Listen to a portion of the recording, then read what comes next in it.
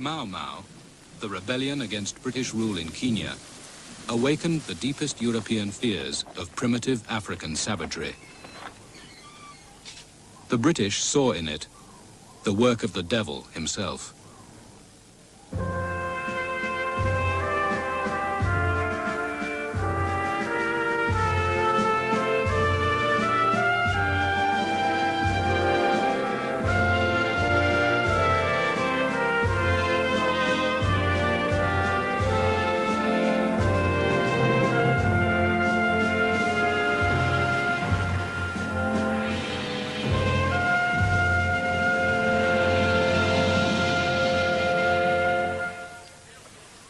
In 1952, when Sir Evelyn Baring arrived as governor, he faced a rising that was to shake colonial rule throughout Africa.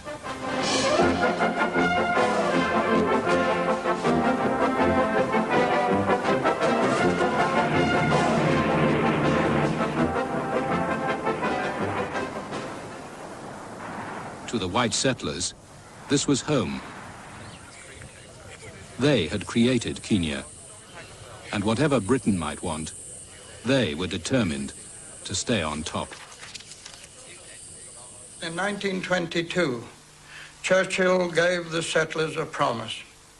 He said, "This land is yours, the settlers, in perpetuity, not only for you, for your children and your grandchildren." 30,000 white settlers dominated 5 million Africans. In Kenya's most fertile area, the White Highlands, Africans could not own land, only labor on the white man's farms. Let's be blunt. The Europeans number 1, Asians number 2.25, Africans number 4.5. They had no status at all. They were laborers, they were servants, they were what have you. Originally, Britain wanted Kenya only as a link to areas deeper inside Africa. The Kikuyu, the largest tribe in Kenya, had been reduced to a narrow tribal reserve. Hemming in their growing population were the White Highlands. The capital, Nairobi, became a magnet for the Kikuyu, the most energetic and commercial of Kenya's tribes. While the British advertised farmland for white settlement, Kikuyu land hunger in their overcrowded reserve became intense. Among the tribes, they led the agitation for political change. They sent a young Kikuyu, Jomo Kenyatta, to England to put their case. He pressed for the return of their land and a share in government. When he came home in 1946, he was greeted as a national hero. Many Africans had fought in the war, seen white men killed. Kenyatta led them in a new militancy. He seemed to have a synthesis of modernism and atavism. He seemed to be totally attuned to the background of his people, to their practices, their customs, their superstitions. He knew about Russia and Britain. He was a very broadly informed, human sort of man. But I never felt other than dominated by his vibrant personality, a sort of hypnotic masculinity, and one felt enveloped by his warmth and at the same time slightly repelled by his menace. He had magnetism. Absolute magnetism, and he could put anybody to ash by looking at him. And Hitler had the same thing, apparently, as far as his eyes. That man, he had something. It's the only time in the whole of my life that I actually felt the hair on the back of my neck standing on end. In a way, he appeared to be rather like a very flamboyant black bookmaker, enormous great rings on his fingers, a very ornate stick, and very impressive eyes, rather sort of bored into. Coupled with the fact that you knew he was determined to ruin everything in your district if he could, had a terrible effect on one. The British blamed Kenyatta for Kikuyu resistance to land improvement. Some Kikuyu felt that only violence would drive the whites out. They slashed the legs of white-owned cattle, tore out their intestines, and left them in agony under the African sun. The Kikuyu had always used magic and blood sacrifice. To break their ritual oaths was thought fatal. In 1950, the radical Kikuyus secretly founded Mau Mau and invented a new oath to unite the people in revolt against British rule. Young militants used Kenyatta's party, the Kenya African Union, KAU, as a cover. We had oathing places in Nairobi and other areas. This was being organized under the umbrella of the Kenya African Union, and nobody would suspect, because sometimes we used to have our meetings in my office in Kiburi House. After having KAU meeting in the evening, then later at night, we bring our central committee of Mau Mau when everybody else who is not a member has left. We knew our people were ignorant and they were ruled by the tradition, customs, and where they thought that they held that oath could kill. And we tried to exploit the ignorance of our people.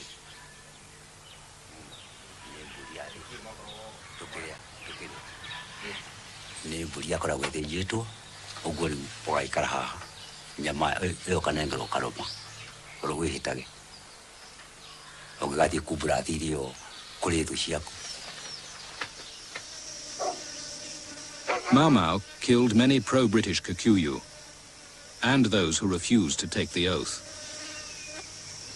There were also the other forms of intimidation, disemboweling cats and pinning them to boards outside somebody's house with a notice underneath making various statements to the effect that if there was any further trouble from him, he would be murdered. That sort of thing. Various forms of intimidation, but it had a universal effect. The slaughter grew, both in numbers and ferocity. The British were convinced they knew who was behind Mau Mau and its killings. It's very difficult not to conclude that Kenyatta himself was the originator of it. I was completely convinced that he was the actual leader of the Mau Mau, that he'd started the whole thing, that he was responsible for inventing the oaths that they had to take. I have no doubt that he instituted Mau Mau and kept it going. I'm quite sure, yes, that he was responsible to start with. I knew perfectly well that headmen were being murdered and their huts set on fire with them locked inside and so on. Most Kikuyu were just as certain. Kenyatta, their leader, ran Mau Mau. But the men who did disagree. How much did Kenyatta know about the organization of Mau Mau? I think he knew nothing. At all? At all.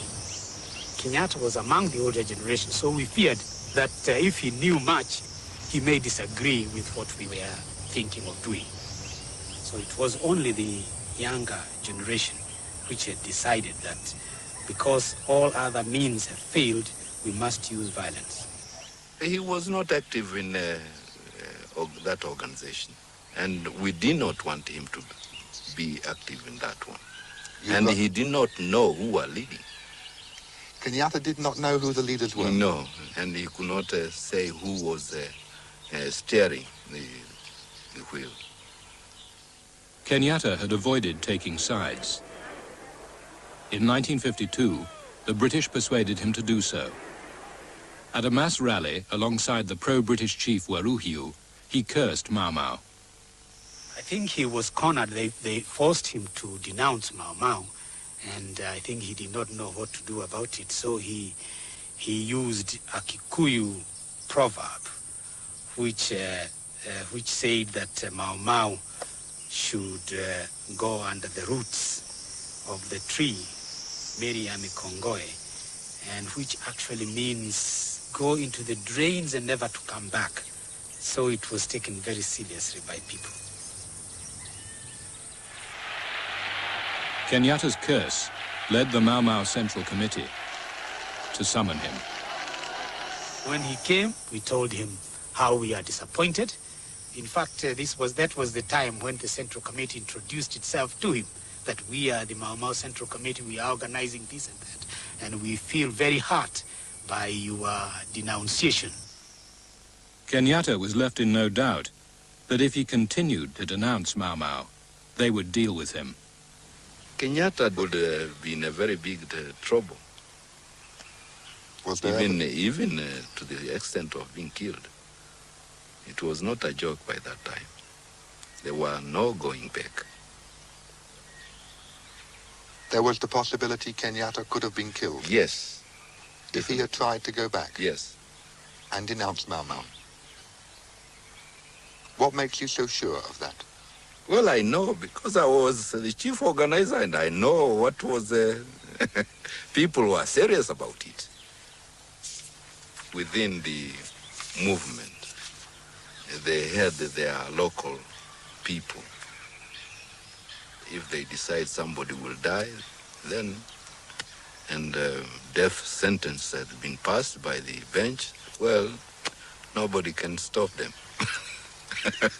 So there were the local district liquidation squads, were there? Everywhere. They were everywhere.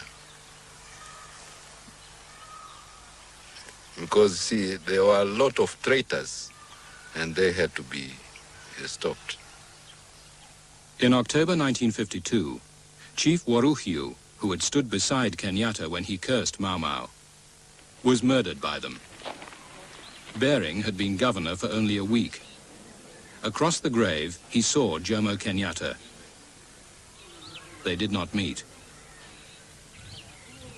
The whites forced the new governor's hand.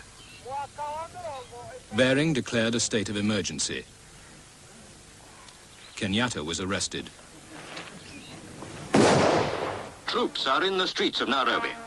Sir Evelyn Baring, the governor, salutes the men of the Lancashire Fusiliers who have flown in to help clear his colony of the Mau Mau menace, which has struck fear into Kenya's very heart. More than 3,500 have been arrested already. All have to be carefully checked by police security men, for in such a decisive swoop as this, it is all too easy for the innocent to suffer. The objective of this secret society is to drive all white men out of Kenya. All who carry the mark of the Mau Mau must be hunted out so that peace may come to this troubled colony.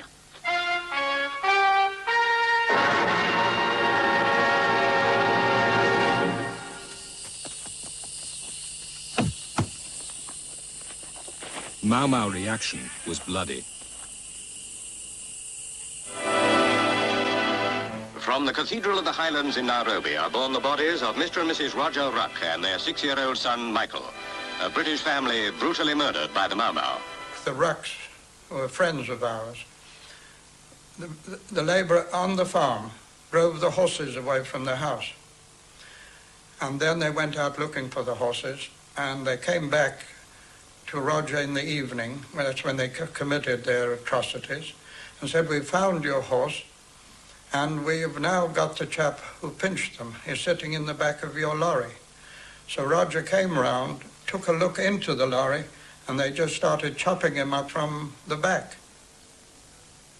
Esme came out when she heard them shouting, and they just walked straight up to her and chopped her up with these pangas, as we call them. And the little boy started crying, and they went upstairs and they chopped up this little boy. Incensed by the murder of the Ruck family, 2,000 Europeans assemble outside Government House in Nairobi. Refused audience with the governor, Sir Evelyn Baring. The demonstrators attempt to storm Government House.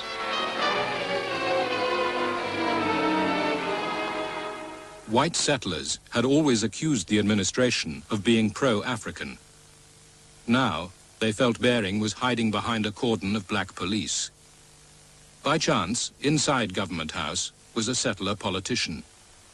Well, I went along to Baring, and he said, "You must go out and control the crowd." I will not go out. One day another crowd may demand my going out. When I arrived, the settlers were standing their cigarettes on the arms and faces of the police, the black policemen, to get them clear of the doors so they could smash the doors in. Well, I ordered the police away. And the policeman stood at attention and said, "I only take my orders, sir, from the commissioner." And I remember turning round, because you must remember it's terribly intense. I said, "Where the bloody hell is the commissioner?" He was just behind me. And I said, "You take your men away. You take your men away. I'll be responsible." Just as we were getting the crowd settled down, the Sultana of Zanzibar, who was naturally a dark-featured woman, came out onto the veranda to look over the crowd. And, of course, they went mad. I remember one South African woman saying, there, look, they've got the bloody niggers already in the place. The bloody niggers are already in the place. Now that the killing had been turned on them, the whites armed themselves. All Africans were suspect. The fact that your own cook, who'd been with you for 30, 40 years, could be oathed in a way that he could come and kill you. Unbelievable. You'd been a friend to him, you'd been helpful to his children, you'd done this, that, and the other over the years, and yet, happily, one night he would come and slit your throat. This they couldn't understand. They couldn't understand the depth of bitterness. All told, 32 settlers were killed by Mau Mau during the emergency. The manner of their deaths created an atmosphere of fear and vengeance. Against this background, Kenyatta and 5 others were charged with managing Mau Mau. Why have a trial? We didn't want a trial. We thought it was a waste of time and it would only be publicity to Mau Mau, which a detention order would never have had. As it was, that trial went on for months and months and months. And so the people suddenly said, well, this chap must be a good chap. Now he's okay. He's been tried by the white people. They all thought that it was a rigged trial. And by God, it was. Pressure from the House of Commons forced the British to hold a trial. The police searched Kenyatta's papers for evidence, but they found no link with Mau Mau. The administration needed a conviction. After careful consideration, they selected Judge Ransley Thacker to hear the case. Thacker was brought back from retirement on a very high fee to do the dirty work for the government. In fact, before that, one registrar and a senior judge told me that they had in fact been offered or asked to take this case on condition that they would promise that Kenyatta would be convicted, and they had refused to do so. Thacker confided in his clerk to say that it doesn't matter what the defense people say, they can do what they want. But I will make a cast iron judgment. I will make sure that my judgment is so well couched and so well written that even a court of appeal will not change it. I am going to make sure that they convicted and given the maximum sentence. He decided this right from the start. There's no doubt about it. The battles between the judge and Kenyatta's lawyers attracted world attention. What was not known was the arrangement between Judge Thacker and the government. Thacker, simultaneously while conducting the trial, was carrying on a correspondence with the government about special payments to be made to him, as he thought it might be dangerous to live in Kenya after bringing in a conviction. And therefore he might have to leave the country and retire somewhere else. And finally was paid a sum of £20,000. All sorts of obstacles were put in our way. Defense witnesses were threatened.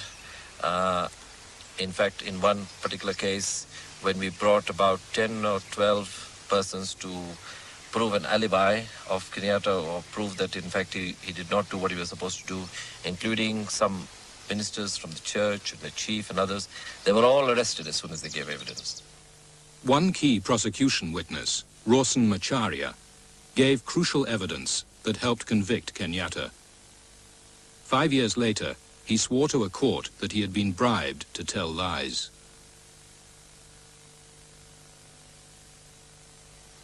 He had written letters from the government, which he showed me, that he would be sent to England, he would be educated there, his family would be supported, and when he came back, he'd be given a job. At that stage, I decided to take an affidavit from him, in which he said that the whole of his evidence was invented, that the other 10 witnesses whose names he had given were telling the truth, and he'd been committing perjury. Macharia's changed evidence was not believed by the courts. Whatever the truth, he had helped secure heavy sentences. The real violence of Mau Mau took place after Kenyatta was arrested. And I believe by arresting the hierarchy of Mau Mau, you put inside those people who were perhaps, their aims were peaceful means, or moderately peaceful, then all the thugs took over. And the killings, the real killings of Mau Mau took place after Kenyatta had been arrested. Kenyatta's conviction persuaded hundreds of young Kikuyu of the need for violent struggle. With few arms and no allies, they operated as small gangs in the forests.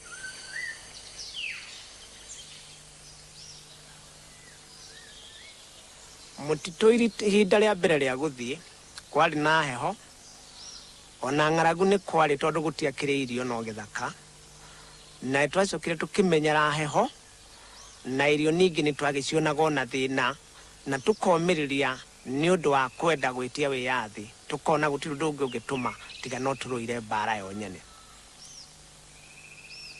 Kikuyu, who had prospered under British rule, sent their men to join the Home Guard, armed and trained by the government. The Mau Mau rebellion had become a civil war.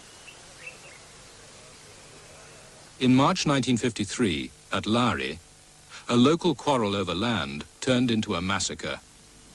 94 Kikuyu were killed. Mau Mau was blamed. To survive, the Kikuyu swore loyalty to the British by day and the Mau Mau by night. The civil war, African against African, was to last for 5 years. The pictures from Lari shocked the world. When I got there, there was the most dreadful scene I've ever seen in my life. There were huts in flames. A man called ex-Chief Luca and his family were burnt to death. Small children had been crucified. Bodies of other families had been mutilated. It was the most horrible scene. Those who had survived the slaughter had been brought here, most of them to have their wounds treated. Many have since died. It wasn't a pleasant sight.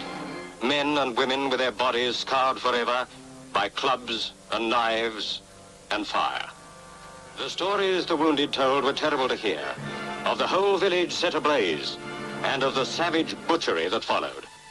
Yet the survivors, I suppose, must be counted as the lucky ones. Upon the children, too, the Mau Mau had laid its evil mark. The lucky ones, I wonder.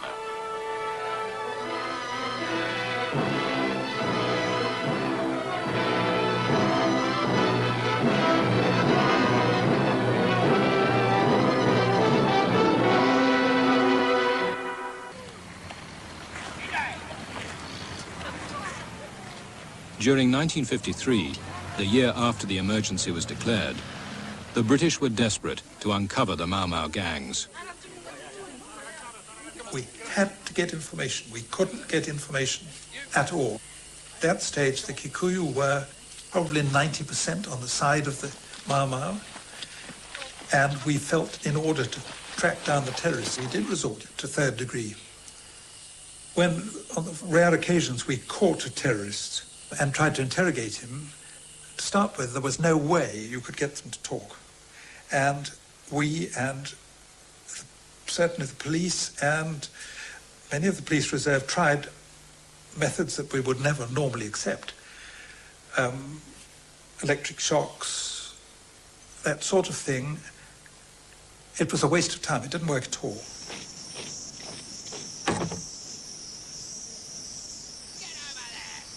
Kikuyu villages suspected of Mau Mau sympathies were raided.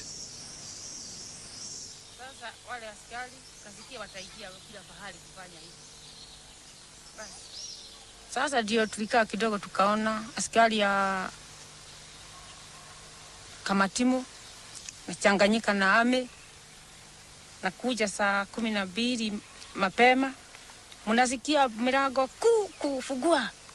fugueni kuingia ndani ni kupiga nyinyi tu hakuna kitu kingine. Sasa mkapigwa mwingine anapigwa tena anapelekwa paka huko posti. akiwa mahututi. Kufika huko wanakwenda wanampiga nasikia paka nakufa kabisa. The army commander, General Erskine, tried to stop the excesses. He made his first priority the cleaning up of Nairobi, the nerve center of Mau Mau. In April 1954, all Kikuyu in the city were rounded up in a month-long operation. At one stage, at the early stages, 1 in every 3 adult males of the entire Kikuyu tribe was in detention. All over Kenya, screening camps had been set up to process the total of 80,000 who were arrested. Before they could even be considered for release, the authorities tried to identify those who had taken the oath.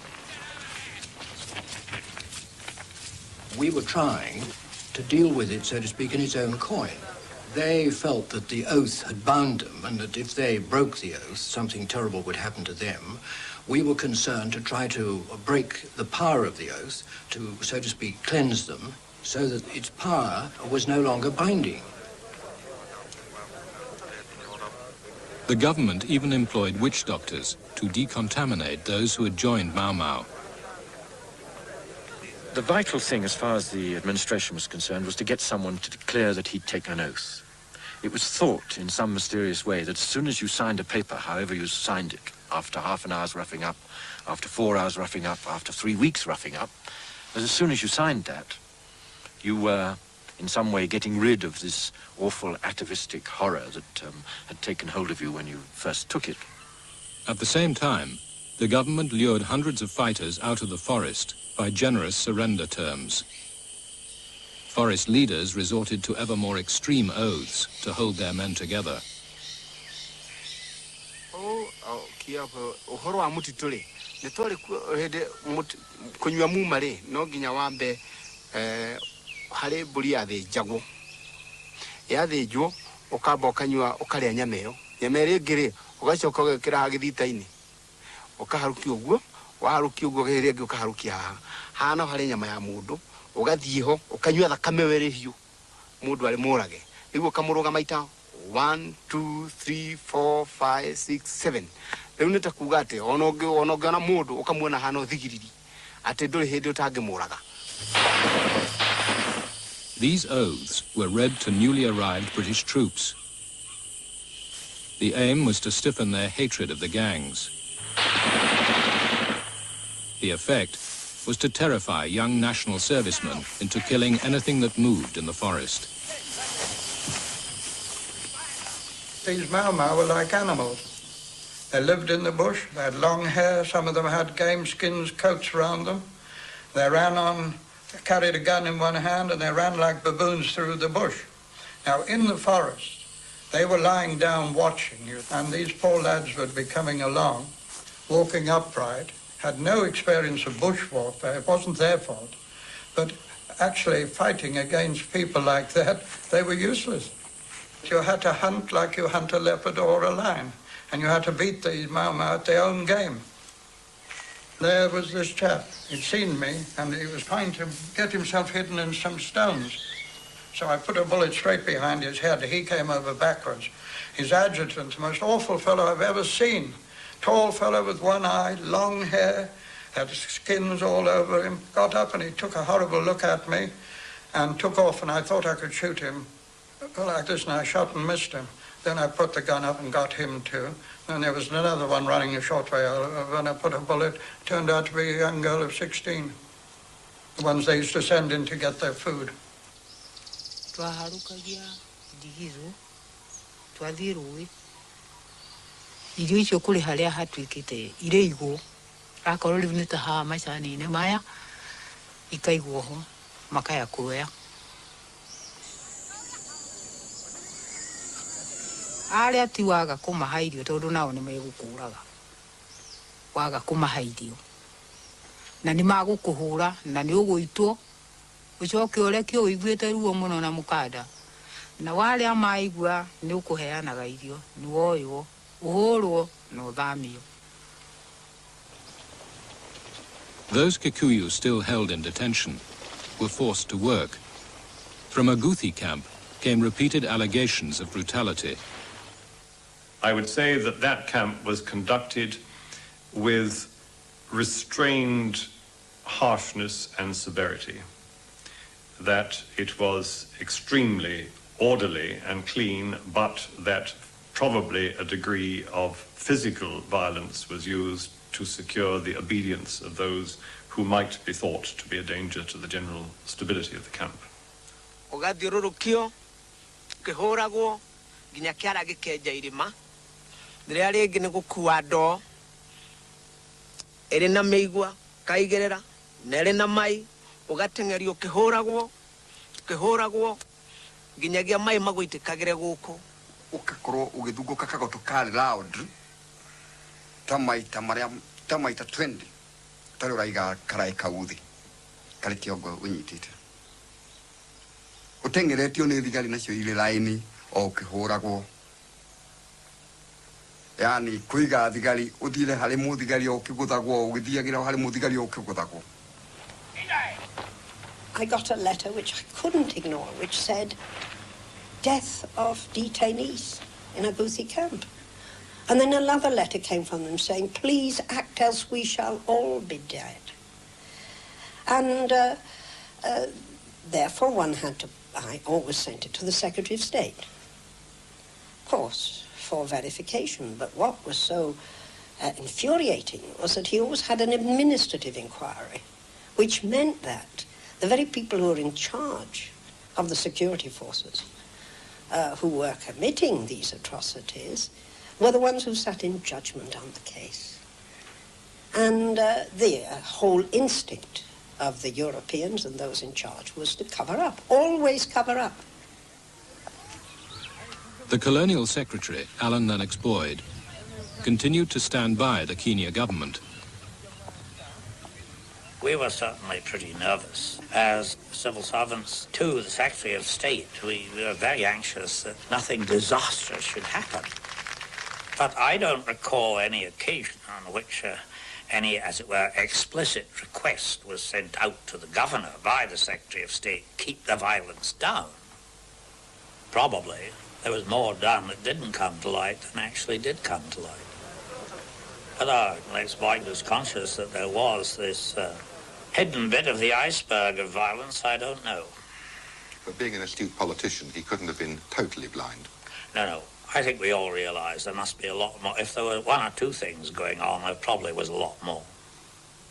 It was intrinsic in the whole attitude of the government of Kenya, as blandly endorsed by the Secretary of State, that an African life wasn't as important as a European life. That was the whole, almost subconscious approach of those in charge. The entire Kikuyu population was uprooted and herded into protected villages with home guards and watchtowers. This isolated the rural people from the gangs.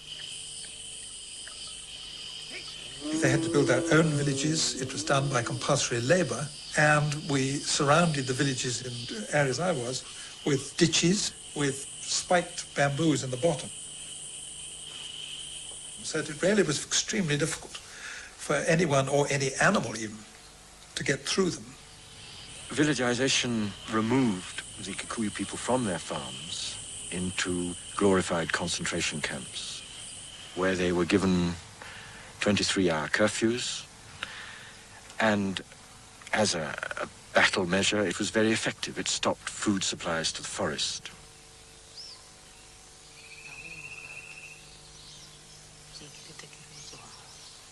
Tugaithiĩ tũgakĩmatha tũgacoka rĩu tũgacoka o gĩcagi tũgacokio o gĩcagi rĩu nĩ twakĩhingirwo hĩndĩ ĩyo narĩo twarĩ na ruo rũnene mũno na ng'aragu nene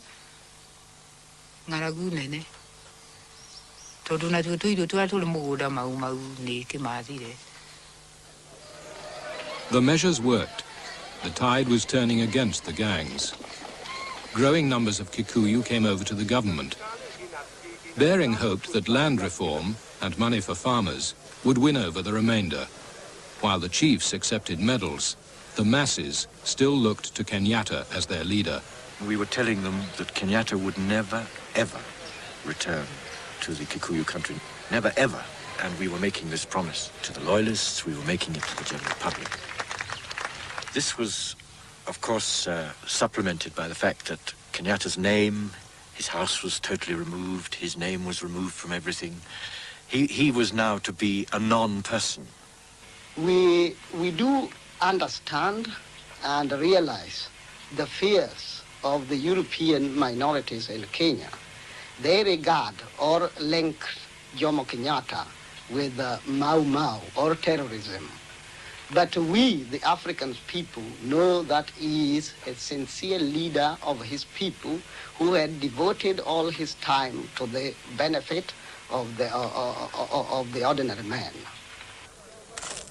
In October 1956, the most wanted Mau Mau fighter of all, Dedan Kimathi, was captured, then tried and executed. The war against the gangs was all but over. Officially, more than 11,000 Mau Mau had been killed. Those left in the forest posed no real threat. To avoid more African unrest, the colonial secretary, Alan Lennox Boyd, persuaded the settlers to accept an increase in the African share in government.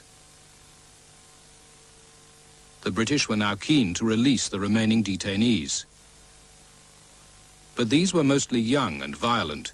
They had resisted all attempts to make them confess the oath. In the camps, they were out of control. There was not even the possibility of knowing who most of them were, because they made themselves bracelets, which they skillfully hammered like modern watch straps, out of the corrugated aluminium huts, and they were identified by their own identification and not by district or by name or by tribe or anything else. They had their own identity and their own command. The British attempted to regain control by dividing the prisoners into small groups. They hurled themselves into a vast, tangled human mass. And we then physically moved in and manhandled them without what you might call punitive force or intimidatory force, what later came to be known as compelling force. They were taken by the hand, leg, wrist, whatever, and dragged out and frog-marched with whatever force was necessary, which was considerable. To handle a tough young man physically is very difficult. Then at Hola Camp in 1959, the use of compelling force went too far. 11 prisoners, refusing to work, were beaten to death by African warders. The outcry shook the House of Commons. There we had the evidence, and I was able, through those documents, to prove to the House of Commons that these men had, in fact, been clubbed to death by illegal behaviour in the running of the camp. The government of Harold Macmillan was shaken when one of their own leading backbenchers, a former minister, savaged them. They had been warned that the policy which was being adopted could have this kind of result. Accordingly, the people who had adopted that policy must be held responsible for it. That was my argument, and that is my belief still. And that would mean that the governor himself would have to accept responsibility unless he could clearly be vested in someone else who had acted without his knowledge or authority. The people who were involved in Hola were the same people who'd been involved in what is really a remarkable feat in getting over 70,000 Mau Mau detainees out of the camps, back into ordinary life. We all realize that we made mistakes from top to the bottom, all of us. We are trying to put them right, the mistakes we made, and we've had a committee who, from the United Kingdom, been looking into what we should do in the future. No senior official was dismissed over Hola. Some months later, Bering himself retired as planned. After Hola, the British released the remaining detainees. They simply went home. The cabinet decided Britain could no longer sustain white settler power in Kenya. Instead, the new colonial secretary, Ian MacLeod, announced Britain must come to terms with the growing force of African nationalism. MacLeod was not a man who minced words. He told everybody that the European position was really going to be dismantled. The sense of shock on the part of the local Europeans was immense, and I think the sense of shock to the colonial administration was equally great. We were really quite taken aback by the swiftness of determined change. Was MacLeod ready to listen to reasoned opposition to the speed at which he wanted to go? No. He hardly listened to anybody. That chap can't look you in the eyes. He gave you a limp handshake, said he had no preconceived ideas. That meant he had every preconceived idea. And apparently he's a brilliant bridge player, and chicanery was his art of bridge playing. And as far as his politics is concerned, I think he stank. Why couldn't he tell us the truth? MacLeod played his cards carefully. In January 1960, he called all Kenya's leading politicians to a meeting in London. MacLeod and I were discussing the general position of decolonization, really, you know, and how the timing should go, when all of a sudden a man brought in a message, in other words, a telegram. And MacLeod opened this telegram and read it and gave a great start. And he turned and said, "My God, Michael, look at that, look at that. We're going to be the last in Africa instead of the first." And I read the telegram, and it was a message from our representative in Brussels to say that the Belgians had decided immediately to give the Congo independence. Now, that was a tremendous shock to me, because I suddenly realized that MacLeod wasn't at all interested in my fate or Kenya's fate. He was only really interested in whether the British are going to be the first or last in discarding the robes of colonialism. MacLeod decided to give power to the Africans faster than any of them expected. I believe that one day Kenya will be governed by a democratic government, representative and elected by the people. And by the people, I include anybody who decides to make Kenya his home. In how many years? And who accepts to be treated as an equal citizen with everybody else. After 4 weeks of argument, MacLeod decided it was time to call a halt. He allowed everybody to talk and talk and talk themselves out. I saw very interesting discussion, because when he knew that we had all talked ourselves off, then he actually came with his proposal. MacLeod announced, to general surprise, an immediate African majority in the Kenyan parliament. But before independence could be granted, two dangers remained. Kenyatta, the British believed, could bring chaos to Kenya. But popular African support for him was so strong that most African politicians now felt obliged to demand his release. Will you press for the release of Jomo Kenyatta? Certainly, yes. How? Again, by intensifying our efforts and more pressure on the British government and also the Kenya government, and using whatever influences we've gained from this present constitution for further efforts to secure his release. The other danger was the die-hard whites. They had always relied on support within the Tory party. They felt betrayed by the Prime Minister. Macmillan feared their hostility would topple him. We were naturally very upset. I mean, when you lived in a country like Kenya, you fought for it, and your roots were deep in the soil of Kenya, because it was our heritage. We'd been promised it was our land in perpetuity. If it was handed over to the blacks, one would have to leave, and your children would lose their heritage. Europeans, unable to accept the idea of black government, were already packing up to leave. To diffuse white anxiety, the new governor risked a black explosion. I repeat and confirm that in my view, Jomo Kenyatta's release would be at present a danger to security. The decision is mine. By this statement, I wish to make it clear that accordingly he will remain under restriction. They wanted people, all the propaganda which they sent round, wanted the people to believe that Kenyatta is an evil leader who had put the country into trouble, and he should never be allowed to come back to life again. The governor's broadcast increased African pressure for Kenyatta's release. When the Kenya African National Union, KANU, won the election, its leaders refused office until Kenyatta was freed. The deadlock now threatened the peaceful transfer of power that Britain wanted.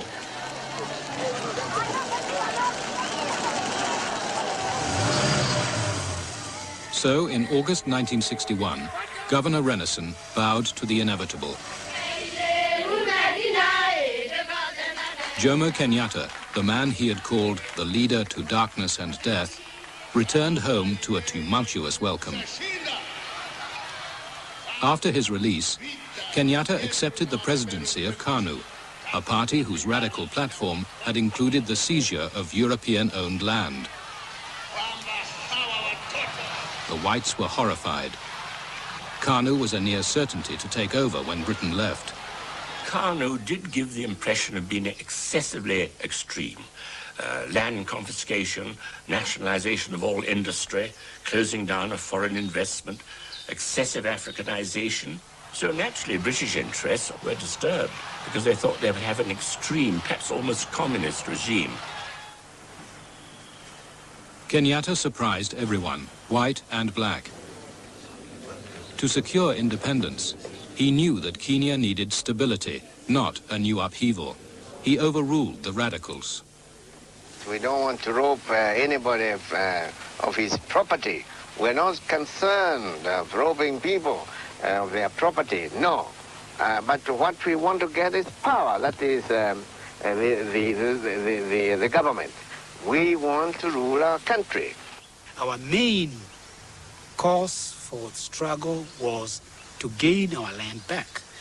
And independence or self-government was only being used as a means of taking back our land.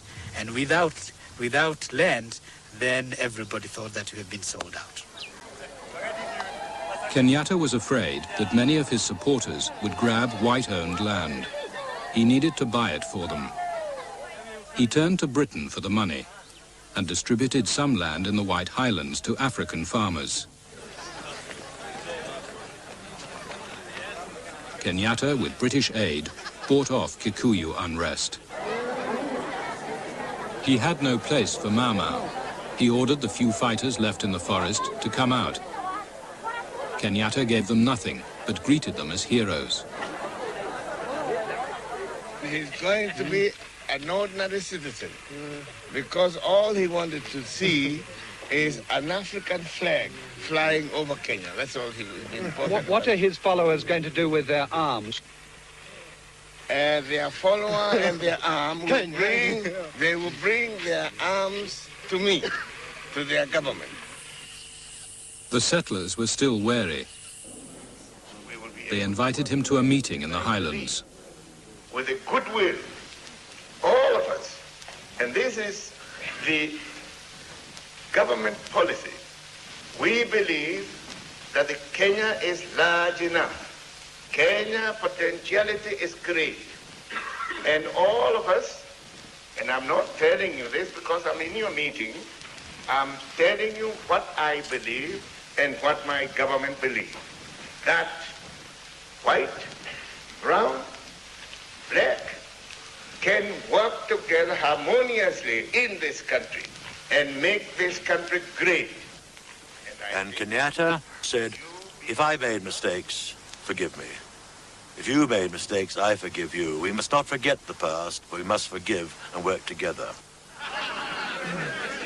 To think, Herr God, we have a statesman who does not want to take our land away, who does not want to kick us all out, who wants to keep the European farming here, who wants to keep the European community, and it did more to reassure the expatriate community than any other speech made by any other leader in this country.